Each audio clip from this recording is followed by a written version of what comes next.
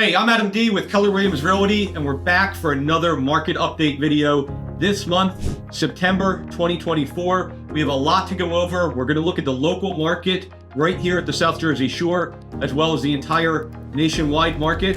We're going to look at some of the recent laws and changes in New Jersey, and even where we think the market might go heading into 2025. So I want to jump right into the numbers. Before doing so, if you could please hit the subscribe button. That way you're alerted of all future videos. It really helps me out. It helps future people find these videos, so I appreciate it very much. Let's go take a look at the numbers now.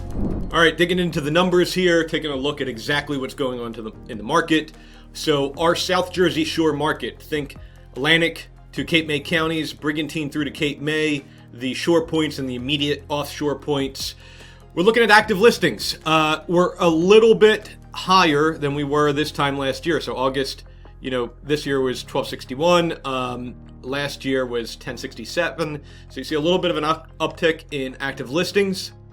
Pending listings, you see a little bit of a decline. So August this year, 700, 779 last year. So nothing crazy, but a little bit of a decline. And because of that, we're seeing a slight uptick in inventory. Depending on how you look at this, it's actually a pretty significant uptick compared to last August. So this year here, August 2023, we're at 3.8 months of inventory, and August 23, 2.9. And you've seen a general trend of a few months of increasing inventory here, where if you look at last year, the inventory stayed almost exactly the same through the summer months. So it'll be interesting to see if that continues as we proceed through the fall, which could certainly have an impact on the market here. This is just another look at inventory, but breaking it down by county. So in Atlantic County, again, just like we just discussed, you're kind of seeing this sharp incline of inventory over the summer months. And not all that different in Cape May County. Again, going back to the beginning of 2024 through the spring, we saw a uptick in inventory, not so much in the direct summer months, but still over the past year, we've certainly seen an uptick in inventory. And that's a combination of less houses selling and more coming into the market, both of those happening together. Now here's showings. Buyers walking through the door, looking at houses for sale. The orange line is this year. And so you can see, ignoring 2020, we're actually pretty far above the last few years, 2021, 22, and 23. So there's still a lot of buyers out there looking. So if you are a buyer, don't be surprised if you're seeing competition from other buyers. And if you're a seller, it's still a great time to sell just by the fact that we have a lot of buyers out there looking for properties right now. Now, before we wrap up local news, I want to draw your attention again to the new real estate laws in New Jersey. As of August 1st, we do have some new laws that we have to follow here. One of them, which I think is a big benefit to buyers and potentially sellers, is that sellers' disclosure forms are now required in the state of New Jersey. So as a buyer, before you purchase a property, you must get that seller's disclosure form that was completed by the seller, where they're answering questions such as the age of the roof, for example, and disclosing any defects they're aware of. So it should inform the buyer a little bit more heading into a transaction, and particularly an offer or a contract. The big change that we're seeing in our market is the brokerage service agreements are required. So this is particularly true for buyers. If you are looking for homes and you want to tour homes, it was quite common in the past that you would just meet the real estate agent in the house and they would show you the property. Well, now the state law requires that if you're going to be working with a real estate agent, that you have their representation agreement signed before you start looking at properties.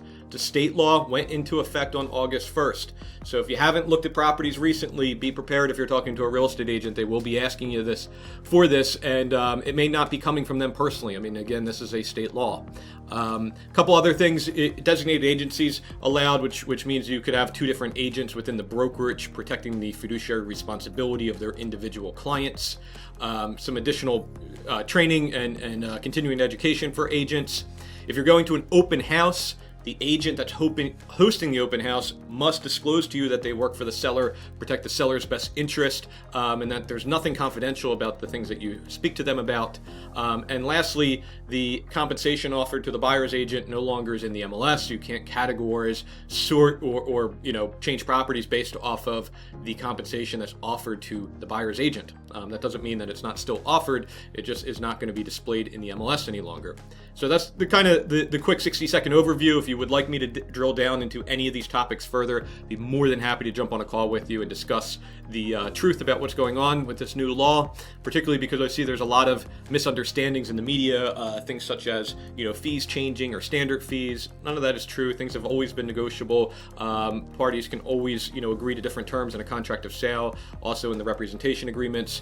So, please try and bear in mind that a lot of the media you see out there may not be accurate with this. Moving back to some of the market stats, mortgage rates have seen quite a significant decline in the last couple months. I mean, if you look back in May 2024, we were about 7.5%. Last year we were almost 8%, and now we're getting very close to 6% interest rates. Most of that is due to the economy cooling off a little bit and the news that it's almost a certainty that this month, September, the Feds are looking at a federal rate reduction. So that news will probably come out very soon. It'll probably continue this trend, but a lot of these, mortgage lenders have already built in the anticipation of this rate reduction.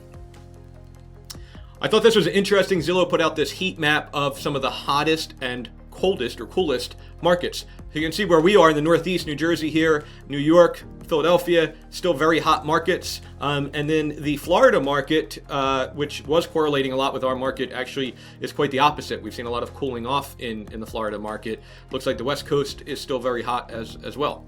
So going back to rates, most economists expect there's going to be 2 cuts potentially before the end of this year here. So about 73% believe that. So we will see as we head later into the year. But this is the projection of what's going to happen with mortgage interest rates. Most economists and experts believe that we're going to kind of see this gradual slow decline of interest rates, potentially getting back down to that 6% or even lower. Now, one of the things that I've heard a lot from clients is they're trying to time the market based off of interest rates, based off of the election, based off of, a number of other circumstances. And I've been doing this for 14 years now. I can tell you it's just about impossible to time the market. So I really like Jacob's quote here: timing the market is basically impossible. If you're always waiting for the perfect market conditions, you're going to be waiting forever. Buy now only if it's a good idea for you, right? It's got to meet your personal goals. Otherwise, it's not a good time for you. But, trying to predict the future, none of us are very good at that. So we talked about our local inventory. This is the inventory for the entire United States. And you can see, similar to locally here, we have been seeing an uptick across the United States of inventory. We're still very much in the seller's market area. But as we get closer to 6 months of inventory, it goes back to a balanced neutral market. So we're paying very close attention to this to see if that trend continues. Now, we're still seeing a very busy market and a competitive market. And usually when I say competition, we're talking about multiple offers on a listing. And that's still very true. This data is from July, but we're seeing about 2.7 offers on average on listings across the United States. And last year was 3, so it's a little bit lower now. And I'm certainly seeing that boots on the ground. We're still seeing multiple offers, but not as frequently as we were last year. And particularly, the years before that. And so if you see any news about home prices declining, what they actually mean is home prices are not going down. The appreciation rate is going down. So home prices still appear to be appreciating, but the year-over-year change is moderating a bit. So we have a little bit lower appreciation. Certainly we're not seeing these crazy numbers that we saw in 2022 any longer. Still seeing homes priced right or selling very quickly, but homes priced too high are deterring prospective buyers. That's very true. I'm seeing that in our market. A lot of houses are going under contract within a week, but if they're not priced correctly, they're kind of stagnant and sitting on the market. And so now more than ever, pricing right is really important. We're not in 2021 or 2022 where you could ask any unsupported price any longer. You do have to have the right price and a supported price. And when you price too high, it's going to cause the property to stay on the market longer than it should, deterring a number of buyers. Buyers, may think that there's something wrong with the property. And, when you do get offers, they may come in much lower than you had expected. U.S. News, this quote I really liked. It said, setting an unrealistically high price with the idea that you can come down later doesn't work in real estate. A home that's overpriced in the beginning tends to stay on the market longer, even after that price is cut, because buyers think there must be something wrong with it. I couldn't agree more. This is very, very true. We see it time and time again. So I want to end with some predictions going into next year, into 2025. I can't believe we're already talking about that, but we are heading into the end of the year. And so these are mortgage rate projections heading into next year. And it looks like we will continue this slow, steady decline of mortgage interest rates. It's also expected next year that there will be more houses to sell compared to this year. And that may be partially to do because of the mortgage interest rates declining. And then lastly, these experts all predict that there will be price appreciation next year in 2025. Nothing crazy. It looks like a modest 2 to 3% on average price appreciation, which is a very normal market, healthy market. So that's good news. So that's a quick wrap for all the numbers in the real estate market, just locally here in Atlantic and Cape May counties, as well as the overall market in the entire United States. So that's a wrap. Thanks again for taking a look at this month's market data for September 2024. As a reminder, I personally help clients all over the South Jersey Shore market, in Atlantic and Cape May counties, from Brigantine to Cape May, every shore point in between, and the immediate offshore areas as well. If you need any real estate help in any other parts of the state or country, I can certainly help you with that. I have partners who I've already vetted all across the United States who are excellent real estate agents. I'd be happy to connect you. If you need anything at all of the contact information for myself, as well as the website to see all of the slides for this report, is in the link directly below this video. Thanks again. I'll talk to you soon. See you on the next video.